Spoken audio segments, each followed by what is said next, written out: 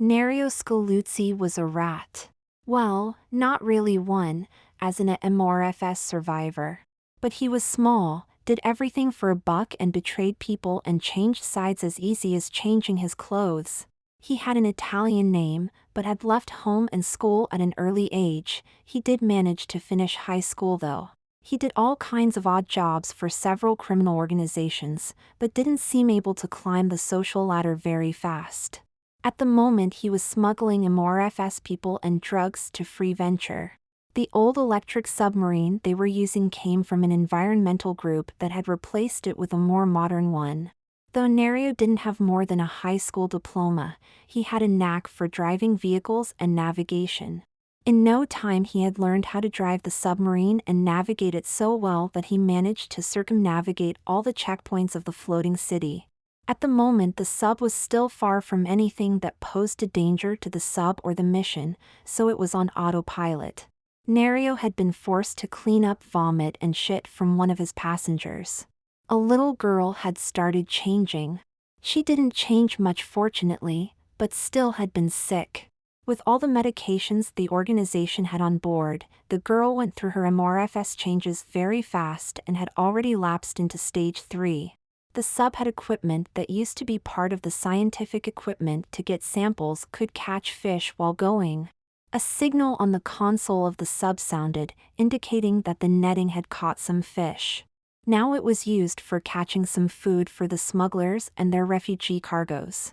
Nerio handled the equipment and brought the nets aboard. He separated out the caught fish and distributed them along the people. He was a bit hungry himself, but though he used to like fish, now he loathed it. Even being covered with fish scales made him feel dirty. Suddenly a shriek attracted Nerio's attention. He went over towards the sound and found the little girl that just had morphed clutching her hand. There were some drops of blood on the floor and the fish she had been given lay there as well. Nerio picked it up, but dropped it when he felt the spines of the fish pierce his hand. On closer scrutiny it turned out to be a fish with razor-sharp and mildly poisonous spines. Nerio thought about leaving the girl like that, but he wasn't a total inhuman being.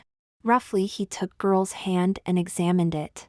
She didn't make a sound, but her tears were streaming soundlessly.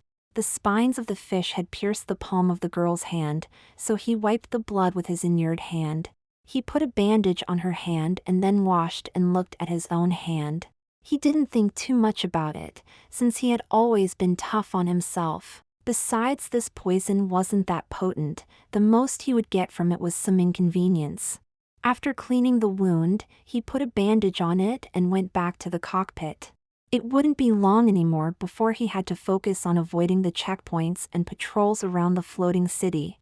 A while later he avoided the first patrols.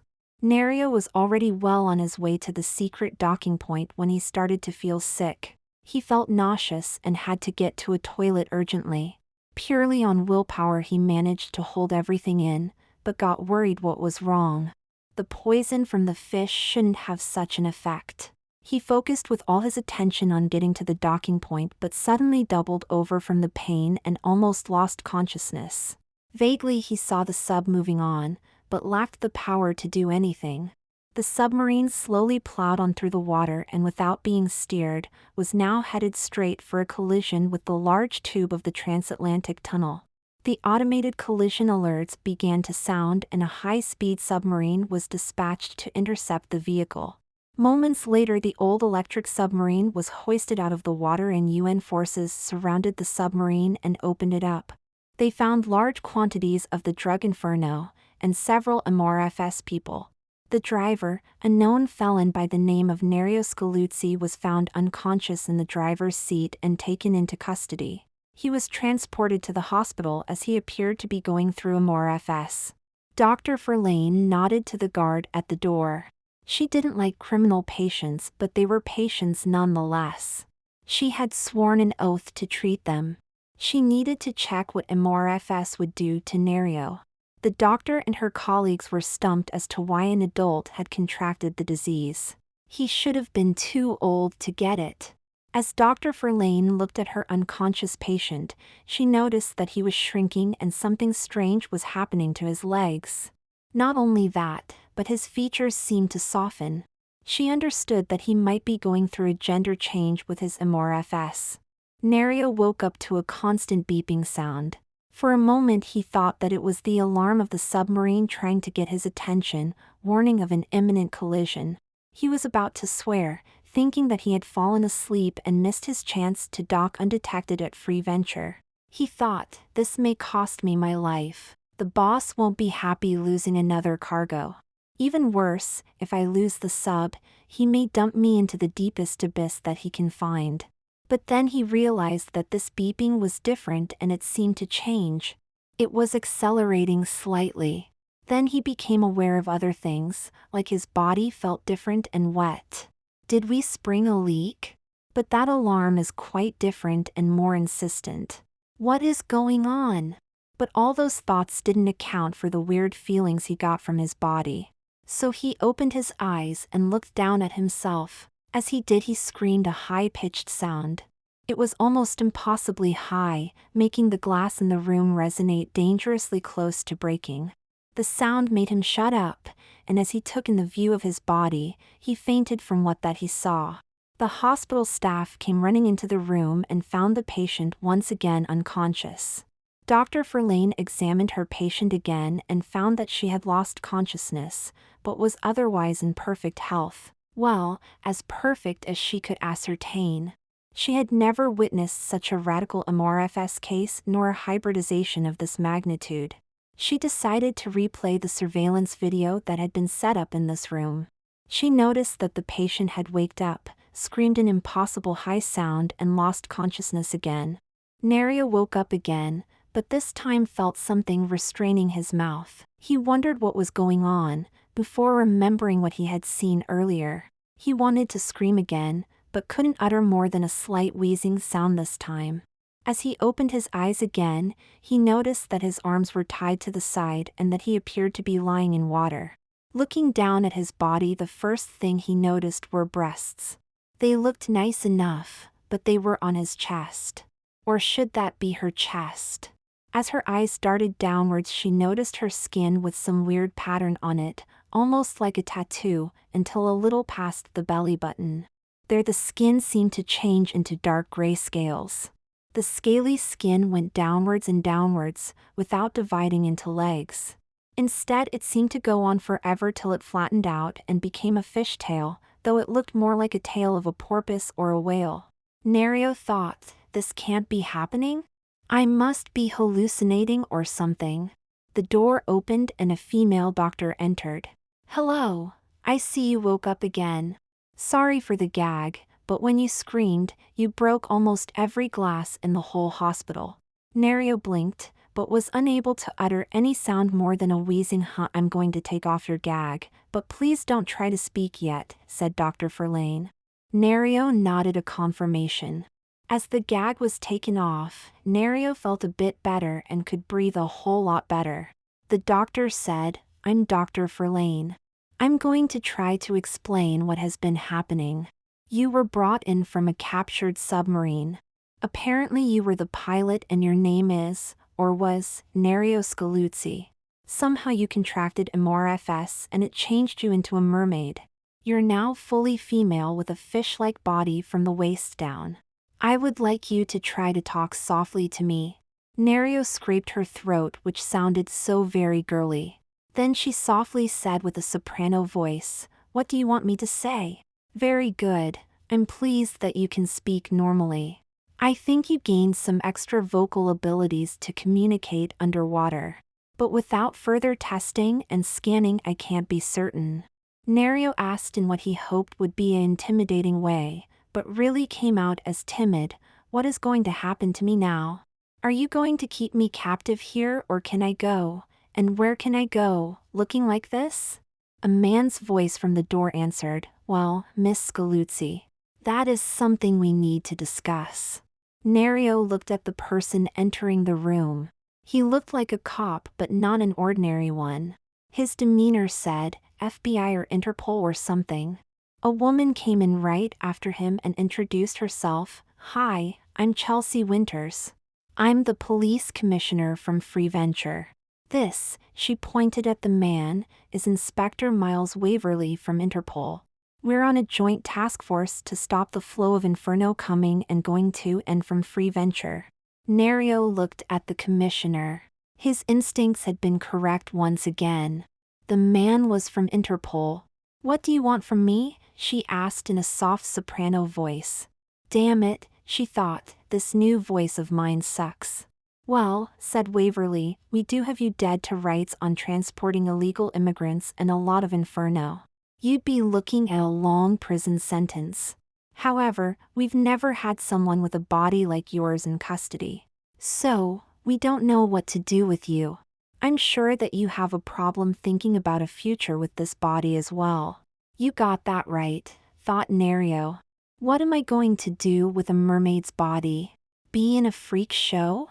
I hardly think that would be a living. Maybe I could be an actor, make that actress, and do roles where they need a real mermaid.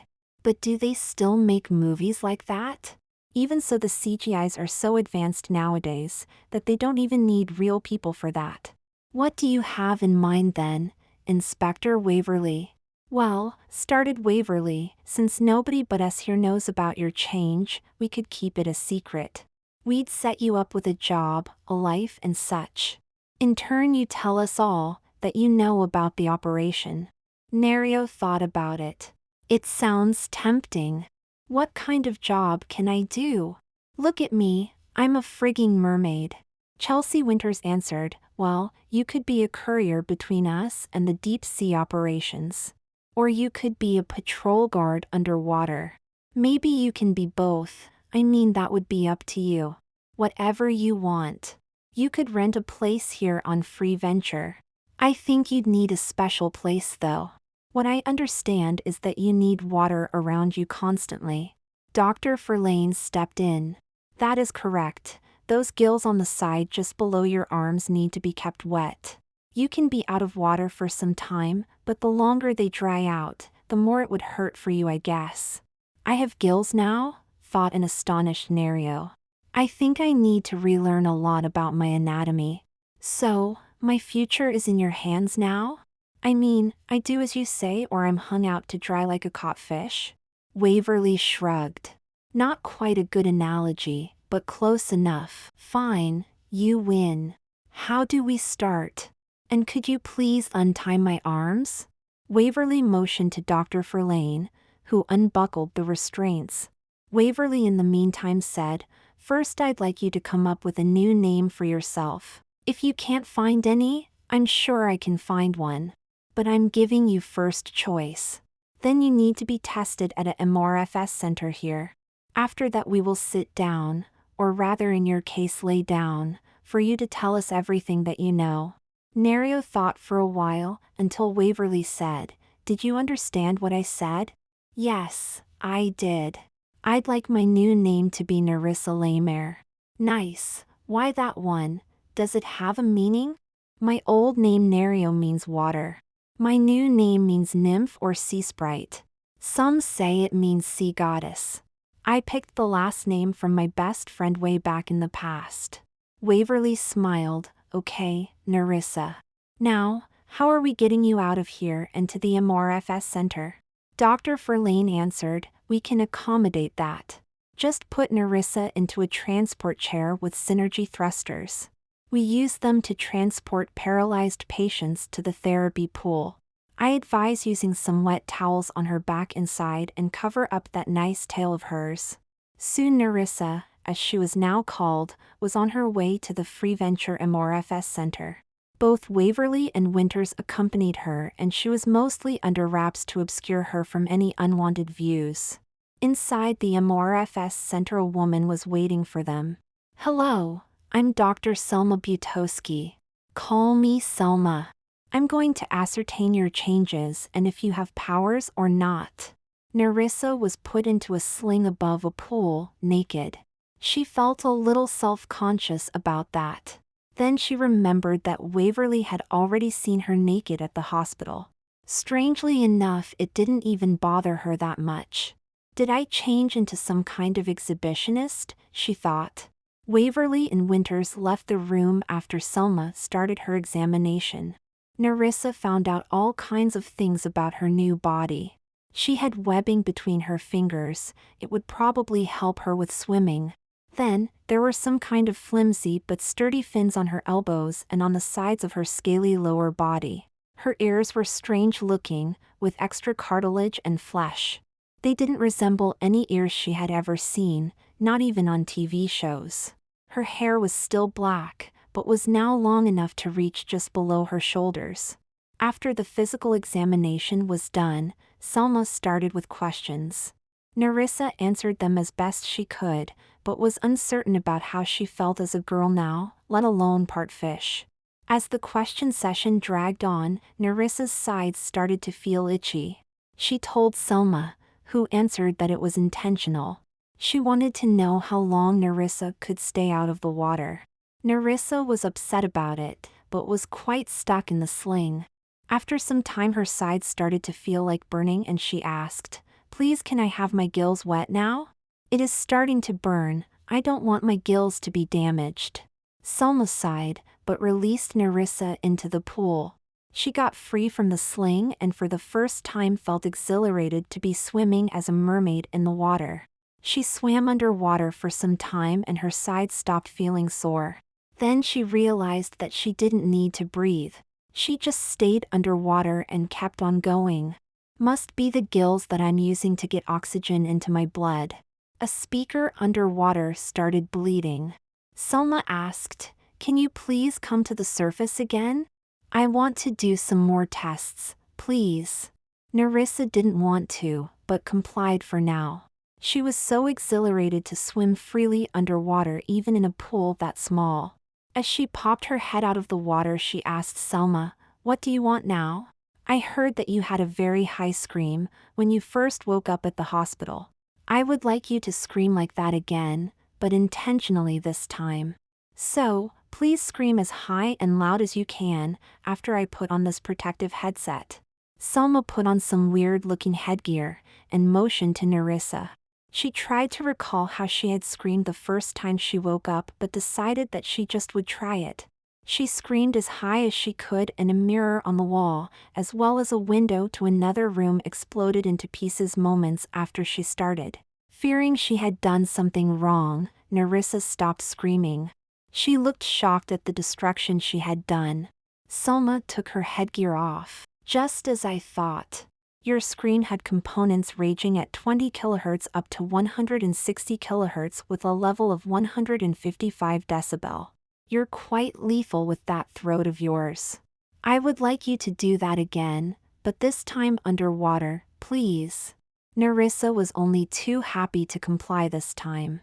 She liked it a lot better underwater. She screamed again as before, but this time it sounded a lot different. More like a beautiful note of music. Moments later she popped up from the water again. "Why did it sound different now?" she asked Selma. "The speed of sound is different in water. I think you can sing or speak with underwater mammals like dolphins and whales. It may be related to some sound elemental powers, but to know that for sure we would have to check with an expert on that. I don't think we should let your existence out into the open yet though." Nerissa shuddered, thinking that she might have to deal with her former employers if the news of her change got out. "I prefer that, yes." Selma changed the subject. "How's the water? Not too cold or too warm?" "It's fine, why do you ask?" Selma said, looking at her monitor. "Well, the temperature reading is 10 degrees centigrade. You should be freezing cold. I guess you don't feel the cold as we do.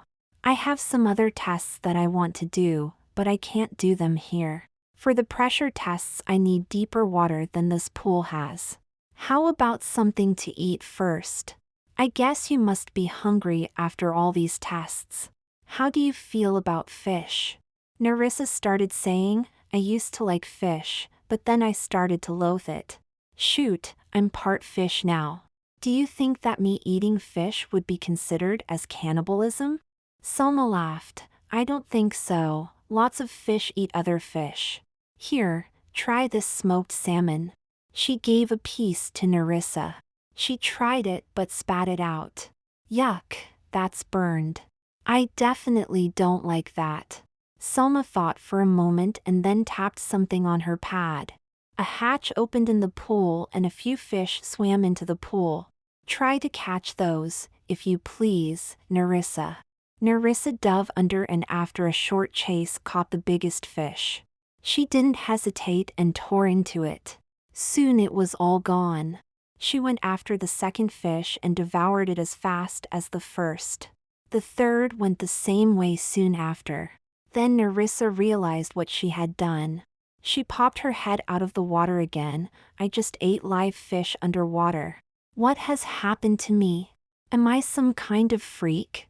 Selma tried to calm me down. Not at all, you're just listening to your new instincts. I think it is completely natural for a mermaid to eat live fish underwater. I think your taste buds have been changed. You seem to find cooked foods inedible now. Nerissa shuddered. I've changed so much. I'm part girl, part fish. I breathe underwater, I eat live fish and have a killer voice. I'm afraid about what I am now. Maybe it's best that I die here and now. Selma yelled, don't say that. You're just an exotic hybrid. I think you've made a change for the best. I mean, I know you were a lowlife and bad guy. Now, you've got a chance at a whole new life ahead of you. Try to make it a good one. Nerissa backed down. Okay, I'm sorry. I'm just so afraid of my future. What should I do if I can't make it? Oh, I have no doubt that you can make it. You have a survivor's mindset. I just know you do. So, suck it up as they say, and get on with your life. Nerissa felt a bit better about herself, but still had a lot of self-doubt. Fortunately for her, their session was interrupted by the entry of Waverly and Winters. After dismissing Selma, they put up some equipment and started interrogating Nerissa about the criminal organization she had worked for in her previous life. Nerissa told them all she knew about loading places, checkpoints, all the passwords and phrases she knew and more. Waverly was quite pleased with the information. At the end of the interrogation, he conferred in private with Winters.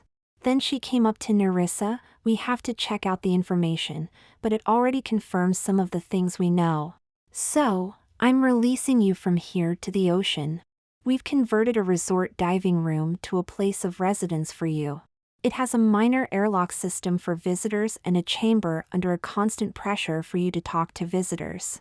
It has been converted to a bedroom annex living room for you. There is a second chamber underwater that was used for divers to group before setting out. Nerissa perked up hearing that news. She'd be getting out into the open. There she could really try out this new body in the water. And she'd get her own space to live in. How do I find my place? Winters smiled. Selma is waiting outside for you in a submarine. She wants to do some additional tests in the open water. She'll also guide you to your new place. Winters used the sling to get Nerissa to a different pool that was a lot smaller, but could be closed up. As Winters closed the pool, Nerissa felt claustrophobic, but the feeling soon disappeared as the pool opened a bottom door to the free water of the ocean. Nerissa shot out of the enclosure to the free waters with great speed and almost bumped into a small waiting sub. She quickly circled the sub and saw Selma inside the sub, trying to see where Nerissa was. Slow down a bit will you, Nerissa? Bleared an underwater speaker from the sub. How am I to talk back to Selma? Nerissa thought. Then she tried to talk. It sounded a bit low and too soft. However, Selma must have heard her, as she said, Okay, Nerissa. Let's try to see how deep you can go, shall we? The sub started to dive deeper, plunging head first, and Nerissa followed. She felt she could swim circles around the sub at the speed they were going, but she just went a little ahead of the sub. They went deeper and deeper. Nerissa felt the pressure get higher, but didn't feel any discomfort. She did feel the temperature drop though. It wasn't getting really cold to her, but it wasn't too pleasant as well. Suddenly the sub halted. Selma said through the speaker, "I can't go any further, I'm already past the legal limit of this sub. We should go back up now." Nerissa sort of sighed, she would have rather gone on deeper. She hadn't felt much discomfort. Just a little increase of pressure and lower temperature. She didn't want to push herself too much though, and she still had a lot to learn. For now she needed Selma to show her to her apartment, so she changed her direction upwards and slowly ascended alongside the sub towards Free Venture. Nerissa started to feel bored going this slow, but she understood that the sub could not go any faster. She just had to endure it for now. Finally they reached the underside of Free Venture, which Nerissa knew quite well from her old smuggling days. Selma set a course towards the moon pools where some hotels were located. Nerissa had always stayed clear of them as recreational divers would periodically emerge from there. However, it seemed that her new home was located around there. Selma halted the sub near an opening to a large tube and spoke to Nerissa through the speaker. "Nerissa, if you go inside this tube, the first underwater door to your right opens to your own wet porch. The door opens only to your handprint, so just press a hand to the scanning plate to open the door. Have fun exploring your new home. I'll stop by later from the other side to see how you're doing." Nerissa nodded to Selma before quickly disappearing into the tube. The tube was lighted by soft yellow-white lights set into the walls, and soon she found the first door on her left. She continued onward till she saw a similar door on her right. It had a picture of a mermaid on it. Nerissa smiled a little. They shouldn't have done that. She saw the scanning plate next to the door and pressed her right hand on it. The scanning light quickly flashed and the door opened abruptly, making very little noise. Nerissa swam through and pressed a button on the other side to close the door. As the door closed quickly, she looked around in the quite spacious round chamber. There was a circular bench almost all around the side. It was only interrupted by the doorway. There was little else in this chamber, except some light coming from above. The chamber had an opening in the ceiling. Nerissa went through it and emerged into a brightly lit room with a moon pool in the middle to the chamber below. To her left was a half-open bathtub that she clambered into. It was roomy enough for her body with the tail. It left half her body underwater, keeping her gills and her tail wet. As Nerissa settled down into this tub, she looked around. There was a TV screen in front of the tub and some controls to her right embedded into the wall, all waterproofed, of course. To her left the room had raised seating with cushions covered with some kind of plastic to protect them from water. Further investigation of the room revealed a small kitchen, a fridge and some closets. Nerissa tried the controls and managed to start the TV screen showing some kind of news item on Free Venture. Flipping through the channel, she watched CNN, ABC, NBC, Sci-Fi, 13th Street, HBO, BBC, News of China and some other channels. A bit disappointed with the selections, she switched off the TV screen and looked a bit more closely to a small closet in the back. There she found some Blu-ray discs with movies and books on it. She looked around and found a hidden player high enough to be protected from the water. She could just reach it if she sat on a cushion. She was about to select a disc when a chime sounded. For a moment Nerissa was startled and wanted to hide. Then she chided herself. "This is your home now, someone is at the door, probably Selma." She didn't know that she could see on a monitor who her visitor was, nor did she care at that moment. She was so sure that it was Selma at her door. So, Nerissa pressed the door release button. A guy dressed in black neelastane burst through the door and took out a mean-looking gun. Nerissa froze for a second, but before the guy could pull the trigger she dove into her pool and hastily went for her underwater door. As it opened, she shot out and saw two more figures coming at her in the corridor wearing scuba gear with communication masks. Though it was distorted, she heard one of them say, "Damn it, Cullen jumped the gun. She got out before we were in position." Without hesitation, Nerissa raced out of the tube into the open water. She shot past a fast scout submersible which turned as fast as it could to give chase to her. Going at top speed, Nerissa swam out into the ocean, going deeper and deeper, but then a spear fired from the submersible forced her to go upwards again. As she banked sharply to avoid getting shot, she encountered her next fearsome surprise. A big shark was swimming straight towards her and was so close that all she could see was the many rows of teeth in its huge mouth. Banking and weaving like crazy, Nerissa shot past the side of the shark and started swimming for her life. The submersible avoided the shark and was still hot on her trail. Now she had two pursuers, one wanted to shoot her with a spear and the other wanting to eat her. Nerissa began to panic as the adrenaline started to wear off and she began to feel tired. She was still banking and changing course at random, managing to stay alive and in front of her pursuers. Then she heard sounds from a group of killer whales out hunting. At least that is how she interpreted the sounds. How do I know what the sounds mean? Can I suddenly understand whales and dolphins? It gave her an idea. She started calling out what she thought was a distress call.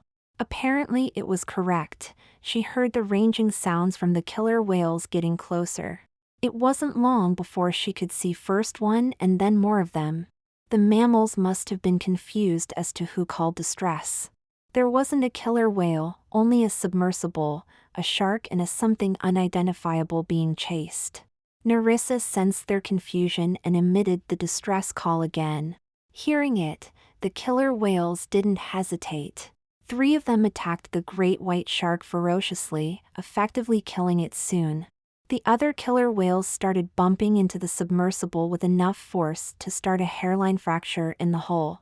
That was enough to collapse the skin, and moments later the craft imploded under the pressure, killing the 2 inhabitants. Nerissa relaxed a bit, now that her pursuers were dead. The killer whales joined her side and made questioning sounds. Nerissa tried to inform them as best she could and somehow managed to relay to them what she was and that she was grateful for the rescue. The mammals gave her a sort of "you're welcome" and goodbye sounds before disappearing into the vast ocean again. Nerissa saw them go with mixed feelings. She would have liked to stay with them, but knew that she couldn't. She wasn't a killer whale, although she felt a kindred feeling with them. With her attackers gone, she didn't know what to do. There were still others after her, probably from the organization she had been working for. Should I run now and go somewhere where no one knows me? But how am I going to provide for myself? The only people I can trust are in Free Venture, and they agreed to give me a life again. She worried about going there, since other people were probably still waiting for her. She didn't have enough visibility to spot them in time, and with their weapons, they had the advantage. Suddenly Nerissa got an idea. She remembered hearing the ranging sounds from the killer whales. Can I make those sounds and hear them well enough to interpret them to use them as my personal sonar? She started making the clicking sounds and upon hearing the return signals could determine what was around her in the ocean. Nerissa swam slowly back towards Free Venture and used her sonar to peer ahead for any obstacles or people waiting for her. She already determined the form of the city and some submarines around it. She was still too far to identify divers though. Before she could get close enough, she detected a submarine closing in on her. She looked for a place to hide from them, but realized that she was in the middle of open water. There wasn't a thing in sight to hide behind. Frantically Nerissa looked around, then remembered that she could go deeper than any submarine around. Thought sprang into action and she drove down deeper and deeper. The submarine tried to follow her down, but fell behind quickly. Nerissa smiled and prepared to go even deeper, but heard a sound from the submarine. Faintly she could make out, "Nerissa, please it is." Nerissa slowed down and saw that the submarine had stopped. It wasn't threatening her, it seemed. It wasn't pointing at her and she didn't see any armament. But the arms could be in an internal bay, of course. She decided to give the occupants the benefit of the doubt and slowly went towards the sub, ready to bolt if they started threatening her. When she got closer, Nerissa could make out the words from the sub better. A woman said, "Nerissa, it is all right. It is us, Waverly and Winters." We caught all the bad guys except for the submarine that was chasing you. Nerissa recognized Chelsea's voice and swam up to the submarine. In as high a voice as she could, she said, "The submarine was destroyed when the killer whales came to my rescue. They also killed the shark that was trying to have me as dinner." With the submarine as an escort, Nerissa arrived safely at the tube to her apartment, and Chelsea got out in scuba gear to escort her into her apartment. Without her, Nerissa didn't dare to go in. Back in her living room, Nerissa finally relaxed and settled down in her tub. Chelsea removed her scuba gear and sat on a cushion. "I'm sorry for the problems you had to endure. We found Selma on the streets, battered half to death. We arrived here just too late to warn you. We did catch Cullen Trench, a known gunman. We got from him all the information on the other members of the hit squad. The divers we got hanging around in the tunnels and the submarine, well, you told us that they bought it. How did they die?" "The killer whales rammed the sub and it imploded," said Nerissa dryly. "Are you sure that you got them all? I don't want to look behind me all the time. How did they find out about me and what I am?" "They pumped Selma for every bit of information she had. But we took care of that. Selma has been admitted in our WITSEC program. I'm sorry, but you're going to have to find a new MRFS Center trustee and a new doctor. We also had Dr. Verlaine replaced. We want to keep you alive and a secret. I do hope that you can help us more to take down the organization." Nerissa looked away for a moment. "I'll try my best. I already did tell you all I know. But I do have good instincts on which routes smugglers would take. I could patrol those and alert you when I spot them. But I would also like to do some courier work. I like the freedom of swimming in open water and going deep. I haven't even tried to find out how deep I can go, yet. I think I can go as deep as the bottom, but I still need to try it later. Don't overdo it. You might get too cold or too compressed. But I think we can accommodate you. So, I can say that you're on board with us?" Nerissa smiled. "Well, yes. I guess I am on board with you. So, how do I start with my new life?" Chelsea smiled as well. "Well, this is how it's going to be," as she grabbed her e-com.